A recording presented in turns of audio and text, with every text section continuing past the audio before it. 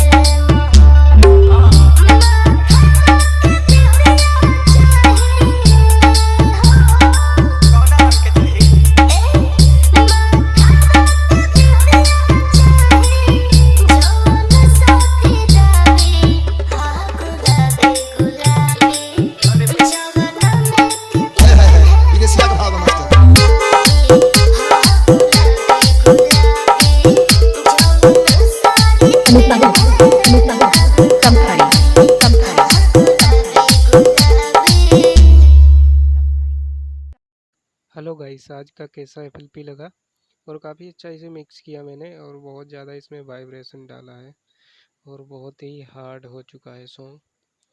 और आप देख सकते हैं कोई भी हमने लूप्स इसमें नहीं यूज किया है, सारा पेंट्रन में ही डाला है। काफ़ी अच्छा सॉन्ग मिक्स किया है इसे। और आप देख सकते हैं कुछ साउंड सॉन्ग का बहुत ज़्यादा इसमें पेंट्रन नहीं था यार, बहुत ज़्यादा मेहनत मेरे को लगा, काफ़ी टाइम मेरे को लगा। 28 घंटे इसी गाने को बनाता रहा, जब भी टाइम मिला जब इसी को बनाया। मगर इसकी क्वालिटी आप देख सकते हैं काफ़ी अच्छा है, कोई भी लूप्स नहीं मैंने यूज किया है। और आप साउंड सॉन्ग का सुन सकते हैं, मैं यहाँ से आपको सुना देता हूँ। तो इसका वोकल आप कुछ इस तरह से यहाँ पे आएगा, ये वोकल आ गया है यहाँ पे।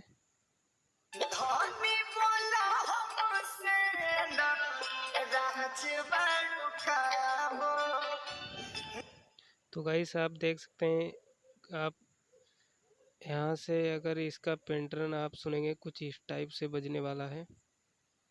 और इसमें पासवर्ड लगा था, आपको वीडियो मिल जाएगा, अभी आपको देखना है।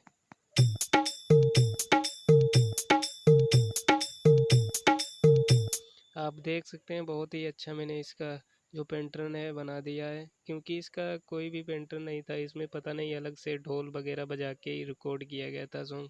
अब पता नहीं, मेरे को बहुत ज़्यादा इसमें मेहनत करना पड़ा। और इसमें बिरहा पे एक भी डाला है, आपको सुना देते हैं।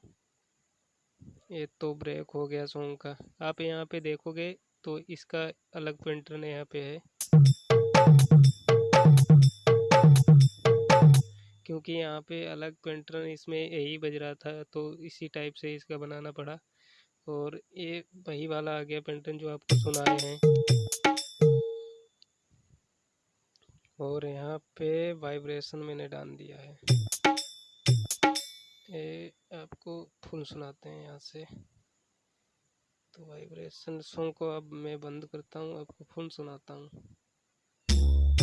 तो वाइब्रेशन कुछ इस टाइप से बजेगा। और आप फुल एफएलपी में चेक करा देता हूँ, ये बिरहा मैंने लगा रखा है तो आप देखेंगे सॉन्ग के साथ सुनेंगे, बहुत ही प्यारा बजने वाला है, आप देखेंगे यहाँ पे। तो आप देख सकते हैं ये हॉर्न मैंने डाल दिया है यहाँ पे।